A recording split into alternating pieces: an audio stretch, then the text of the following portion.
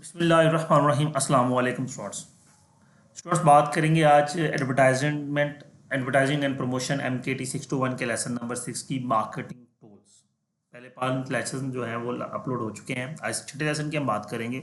आज हम एक ही लेसन की बात करेंगे। चूँकि इंट्रोडक्शन था तो फिर वो ज़रा दो तीन लेसन एक लेक्चर में डिस्कस हुए हैं, लेकिन अब चूँकि हर टॉपिक डिफरेंट है तो हम टॉपिक वाइज लेकर चलेंगे।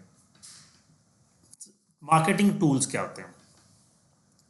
मार्केटिंग टूल्स बेसिकली कि हम अपनी प्रोडक्ट की मार्केटिंग करते किस तरह से हैं, अपनी प्रोडक्ट को किस तरह से प्रमोट करते हैं, किस तरह से एडवर्टाइज करते हैं, किस तरह अपनी प्रोडक्ट को कस्टमर तक पहुंचाते हैं, किन स्ट्रेटजीज़ को हम यूज़ करते हैं, फाइनेंशियली कौन सी स्ट्रेटजीज़ होती हैं हमारी मैन्युफैक्चरिंग के लिहाज से, परचेजिंग रॉ मटेरियल के लिहाज से। ऑब्वियसली हमने अपनी प्रोडक्ट को अगर मार्केटाइज करना है, मार्केटिंग टूल्स यूज़ करने हैं, तो हमने उसमें परचेजिंग को भी देखना है कि हम रॉ मटेरियल कैसा परचेज कर रहे हैं। ठीक है, तो ये सारी चीज़ें। अब every product has a life cycle. Her product का एक लाइफ साइकिल होता है। ठीक है, लाइफ साइकिल क्या है? प्रोडक्ट की लाइफ लिमिटेड है। ठीक है, उसकी सेल्स मुख्तलिफ स्टेजेस से गुजरती है। अब देखिए ना, profit rise and fall in different stages of product life cycle. Product life cycle की टोटल 4 स्टेजेस हैं। इंट्रोडक्टरी स्टेज है जब प्रोडक्ट मार्केट में इंट्रोड्यूस होती है, लोगों तक उसको पहुंचाया जाता है, लोग उसके बारे में जानना शुरू होते हैं। ये इंट्रोडक्टरी स्टेज है।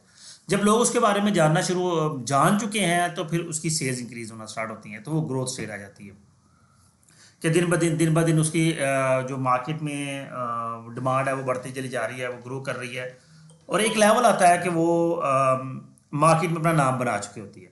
जब वो नाम बना लेती है, दिस इज मेच्योरिटी स्टेज। अब वो मार्केट में मेच्योर हो गई, अब उसने अपने आप को स्टेबल करना है। अब मेच्योरिटी स्टेज 1 साल के लिए रहे, वो 6 माह के लिए रहे, वो 10 साल के लिए रहे, वो 50 साल के लिए रहे, वो एक सदी के लिए रहे। Depend on the product and depend on the company कितना होल्ड करती है। लेकिन एक वक्त आता है कि उसकी डिक्लाइन स्टेज मस्ट आती है। उसकी डिक्लाइन स्टेज आनी ही आनी है। ये प्रोडक्ट लाइफ साइकिल जो है कंप्लीट होना ही होना है, जब भी हो। ठीक है, मैं आज से हम 15-20 साल पीछे चले जाएं तो हम मोबाइल फ़ोन्स की बात कर लें, शायद जो अभी भी यंगस्टर्स हैं उनको ना इल्म हो या थोड़ा बहुत इल्म हो, लेकिन नोकिया पूरी दुनिया की मार्केट को होल्ड करता था। नोकिया नॉर्वे कंपनी है और नॉर्वे का 90% जो जीडीपी था वो सिर्फ नोकिया का था। जस्ट एक कंपनी पूरे मुल्क का 90% जीडीपी होल्ड कर रही थी। ठीक है, उस वक्त कौन कह सकता था कि इस कंपनी की मेच्योरिटी डिक्लाइन की तरफ शिफ्ट होगी? लेकिन एंड्रॉयड आया, सैमसंग ने एंड्रॉयड को ऑन किया और उसने मार्केट से इसको उठा के बाय फेंक दिया नोकिया को, क्योंकि नोकिया ने एंड्रॉयड को ऑन नहीं किया ऑपरेटिंग सिस्टम को। तो डिक्लाइन स्टेज आ गई। तो हर किसी की डिक्लाइनिंग स्टेज आती है। उसके बाद आ जाए product required different marketing, manufacturing, function, financial, purchasing strategy. मुख्तलिफ किस्म की स्ट्रेटजीज रिक्वायर्ड होती हैं उसकी लाइफ साइकिल में। ठीक है, कंपैरेटिव इन्वायरमेंट में हमें एवरी स्टेज पे अपने आप को मनवाना होता है। Product required different marketing, manufacturing, वही बात आ गई। Comparative environment is different in every stage. Her stage पर कंपैरेटिव इन्वायरमेंट जब वो डिफरेंस होता है। खैर, नीचे वाले दोनों रिपीट हुए हैं। आगे चलेंगे जी। प्रोडक्ट लाइफ साइकिल जो उसकी 4 स्टेजेस हैं वो मैंने आपको एक्सप्लेन कर दी। नेक्स्ट हमारे पास आता है स्वॉट एनालिसिस। हम अपनी प्रोडक्ट का, अपने बिजनेस का स्वॉट एनालिसिस करते हैं। स्वॉट एनालिसिस में बेसिकली 2 चीज़ें होती है, एक एक्सटर्नल एनवायरनमेंट एनालिसिस होता है और एक इंटरनल एनालिसिस होता है। इंटरनली हम देखते हैं कि हमारी स्ट्रेंथ क्या है और हमारी वीकनेस कौन कौन सी है।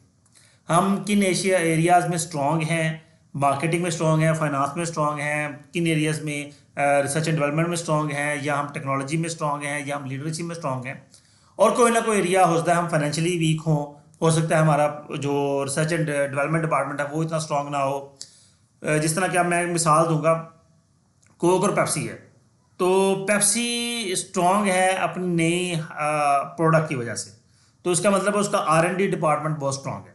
इसके अगेंस्ट कोक का ये डिपार्टमेंट वीक है, तो समहाउ डिफरेंस आ जाता है।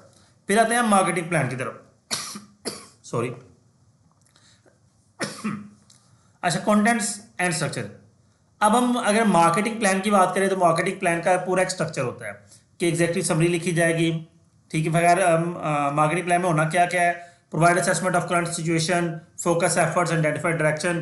कि हम हर चीज़ देखते हैं, क्या परफॉर्मेंस हुई, क्या मामला हुआ, किस तरह हम लेकर चले, क्या रिजल्ट्स आए, हमारे टारगेट ऑडियंस ने किस तरह का रिस्पॉन्स किया, क्या हम तक पहुँच सके, ठीक है, हम अपने टारगेट्स को अचीव कर सके, ये सारी चीज़ें मार्केट प्लान का हिस्सा होती हैं।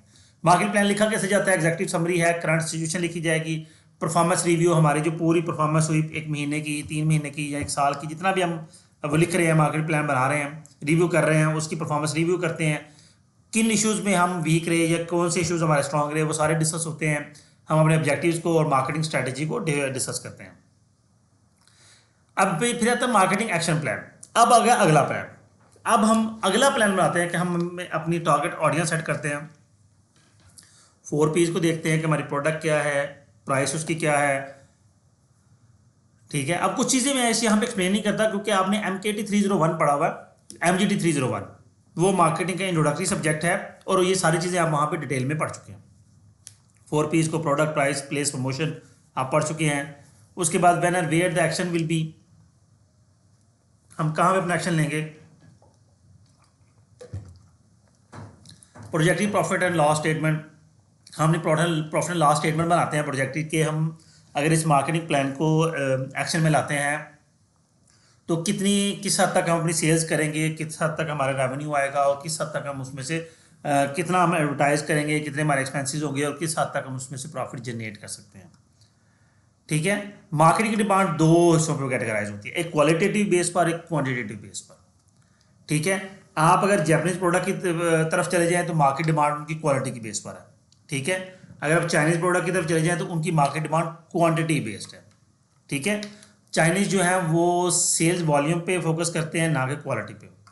जैपनीज जो है वो सेल्स वॉल्यूम पे फोकस नहीं करते, वो क्वालिटी पे फोकस करते हैं कि हमने क्वालिटी प्रोवाइड करनी है। जी, नेक्स्ट हमारे पास 7 लेक्चर है, roles and functions of advertising. ये बेसिकली जो मैंने हिस्सा छोड़ा है ये 7 लेक्चर का हिस्सा है, इसलिए 7 लेक्चर में इंशाल्लाह इसको डिस्कस करेंगे। जी स्टूडेंट्स, उम्मीद करता हूँ ये लेक्चर आपके लिए अंडरस्टैंडिंग होगा। वीडियो को लाइक कीजिएगा, कमेंट कीजिएगा, अपना ख्याल रखिएगा। अल्लाह हाफिज़।